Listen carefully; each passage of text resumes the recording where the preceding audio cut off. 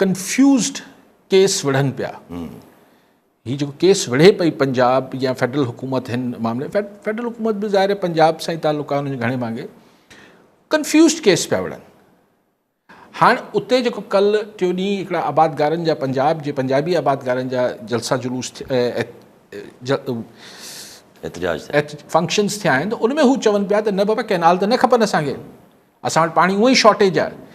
हाणे हू पंहिंजे माण्हुनि खे ॾिसो यासिर, ही मुंहिंजी ॻाल्हि मतिलबु ईअं रिकॉर्ड ते रख चुको, सॼो ई रिकॉर्ड ते आहे त अगेन ही ॿियो दफ़ो अचे पियो गुज़िरियल 3-4 सालनि में, जिथे नवाज़ लीग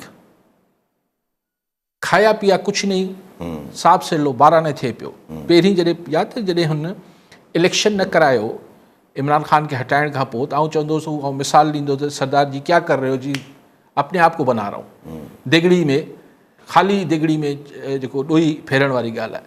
हींअर बि ही प्रोजेक्ट मतिलबु नवाज़ लीग लाइ, यानी सिंध मां जो हुनखे ज़ीरो करे छॾियो, ज़ीरो करे, बलूचिस्तान में हुई कोन, जी हाँ, KP में भी न हुई। ख़ुद पंजाब जो साउथ जो इलाक़ो में भले हुननि जे जलसा जुलूस न पिया थियनि सराइकी माण्हुनि जा, लेकिन जेके मूंखे उतां पल्स अचे पई उहो शदीद ख़िलाफ़ आहिनि जे। ख़ुदि सेंट्रल पंजाब रूरल, त अगरि हिन सॼी ॻाल्हि मां नवाज़ लीग खे छा हथु आयो, ऐं सभिनी खे ख़बर आहे प्लान त अलाए हुननि जो हो बि या न हो, प्लान त जिन्हनि जो मनसूबो हो सो हो। ही विच में छा थी वियो हिननि सां? सो नवाज़ लीग ही 3-3.5 सालनि में ॿियो भेरो इहो ब्लंडर पॉलिटिकल करे पई ऐं करे चुकी आहे, ऐं हाणे उनखे ई बचाइण जी कोशिशि आहे। जीअं पोइ भेरे हुकूमत फ्रेश इलेक्शन न कराए या फॉर्म 47 जा इलेक्शन क़बूल करे जेके ग़लतियूं कयूं हुयूं, ही वरी हिकिड़ो ब्लंडर पई करे। हिन मां हुनखे छा वरंदो इहो नवाज़ लीग वारा सोचीनि, छाकाणि त अगरि हिन सॼे किसे जे एंड में मिसाल, छाकाणि त हिन सां हाणे माइनिंग वारा बिल बि, जेको मादनियात वारो बिल बि जुड़ी विया आहिनि, ॿिया मामलात बि जुड़ी विया आहिनि।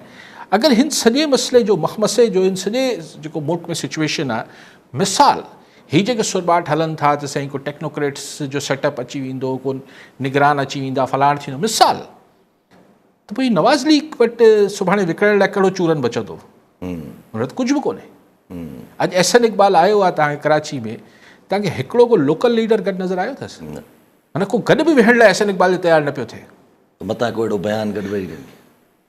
भई सभु उहा ई त ॻाल्हि आहे, नून लीग खे छा भला पंहिंजे ई लीडरनि जी पल्स बि नथी पहुचे या उनजी परवाह बि न आहे? पर ॾिसो, नून लीग खे परवाह बि न आहे सिंध जी, पर जे परवाह हुजे बि त हू बि त बेवस आहिनि। जे पीपल्स पार्टी शुरू में, लेकिन पोइ पीपल्स पार्टी हिकिड़ी जल्दी पल्स फील कई सिंध जे माण्हुनि जी, ऐं कोशिशि करे पई त हू हिकिड़ो डिफरेंट स्टांस क्रिएट करे, डिफरेंट नैरेटिव पंहिंजे लाइ हिकिड़ो बयानियो ठाहिण जी कोशिशि करे पई। लेकिन उहा स्ट्रेटेजी केतिरी सही आहे न, उन ते पाण ज़ाहिर उहो त हुननि जो मसइलो, इहो नवाज़ लीग वारनि जो मथे सूरु आहे, पीपल्स पार्टी जो मथे सूरु आहे, पंहिंजो मथे सूरु न आहे। लेकिन पाण हिकिड़ी जॾहिं कॉमेंट कयूं पिया त मूंखे सम्झ नथो अचे त नवाज़ लीग हिन खां पोइ हासिलु छा कयो। अच्छा, जेको पंजाब सरकार जेको ख़त लिखे थी इरसा खे, हुन में त चए थी त बदमनी जी सूरत हाल थी सघे थी अगरि इहा पाणी जी सूरत हाल इहा बरक़रार रही, जंहिंमें सिंध खे वाधू पाणी ॾिनो थो वञे। सिंध खे वाधू पाणी केरु थो ॾेई सघे? इरसा खे छा था कनि? हाणे हिन ते छा वेही ॻाल्हायूं पाण? हिन ते छा टेक्निकल गुफ़्तगू करे माण्हुनि खे बोर कयूं? ही फिज़ूल ॻाल्हि आहे न। तव्हां मुंड वारा आहियो, तव्हांखे पाणी छा सिंध ज़ोरी खसे पियो अचे छा? ऐं बदमनी जी सूरत हाल वरी, अच्छा, बदमनी जी सूरत हाल उते थिए पई जिथे पाणी 200 क्यूसेक हेठि मथे थियो आहे। हिते तव्हां सॼी सिंध खे जेको आहे बंजर करण जे इरादो रखो पिया, कैनाल ठाहे, हिते तव्हांजी ग़लती नथी थिए त हिते छा सूरत हाल थी वेंदी सिंध में? अच्छा, पर पोइ जेके ज़रा ही ॻाल्हियूं बि हलनि थियूं, वरी अॼु कुझु चैनल इहे ख़बरूं बि हलाइण शुरू कयूं आहिनि त किथे नून लीग ऐं पीपल्स पार्टी जी बैकडोर राब्ता थियनि था त भई कैनाल जो के प्रोजेक्ट ख़तमु कयूं था। छा आहे? ॾिसो, अगरि इहो प्रोजेक्ट नवाज़ लीग अगरि हिन ते पोइते हटे थी त ज़ाहिर सही हल्कनि जी NOC खां सवाइ त नवाज़ लीग पोइते नथी हटे सघे। ज़ाहिर आहे। CM साहिब बि चयो त अगरि कंहिंजे साम्हूं बि असां पंहिंजो केस रखूं त असांजो केस मञियो वेंदो, त इहो कंहिंजे साम्हूं केरु आहे, कंहिंजे साम्हूं? सर, CM साहिबु टेक्निकली ग़लति नथो चए, टेक्निकली ग़लति नथो चए त ज़ाहिर आहे असांजो केस 2+2 लॻो पियो आहे, सिंध जो केस आहे। पाणी जो केस 2 ऐं 2 4 आहे, कोई एॾो वॾो अरबी फारसी न आहे। पॉलिटिकली आउं नथो सम्झां त साईं जेको आहे सही पियो चए, छाकाणि त हू बि सम्झनि था 2 ऐं 2 4 आहे। त केरु सादो केरु आहे हिते? को बि सादो कोन्हे न। त मतिलबु मूंखे सम्झ न आई CM साहिब, टेक्निकली CM साहिब सही सही चवनि था त ही सिंध जो केस अगरि केरु ॿुधे त उनखे मञिणो पवंदो, पर पॉलिटिकली मूंखे हीअ ॻाल्हि सम्झ नथी अचे, छाकाणि त केरु अवल त छा हुननि खे अॻु में ख़बर न आहे, उन्हनि पोइ इहो फ़ैसिलो ई छो कयो आहे?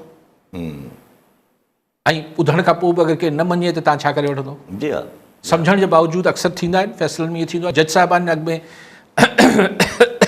पंहिंजी मर्ज़ी जा पंहिंजी ख़्वाहिशनि जा ज़ुल्फ़िकार अली भुट्टो खे बच ते फाई ॾेई छॾियूं, जज हुआ न।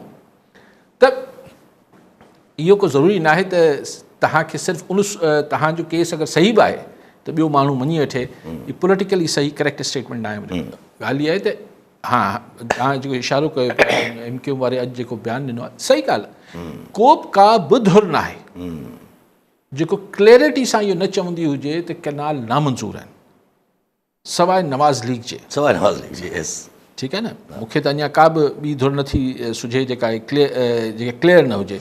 थोरी मुंधल जमात इस्लामी आहे, पर जमात इस्लामी खे हा, जी हा, बाक़ी त सभई चवनि था त नामंज़ूर आहे। अच्छा, उते जी आबादियूं, पंजाब जी अधु खां वधीक आबादी चए थी, सिंध सॼी चए थी, त हिन खां पोइ गुंजाइश त कुझु नथी रहे। पोइ हाणे हिन खां पोइ अगरि ज़िद बहस आहे त पोइ ज़िद बहस में त नुक़सानु ई थींदो आहे, ॿियो त कुझु कोन्हे।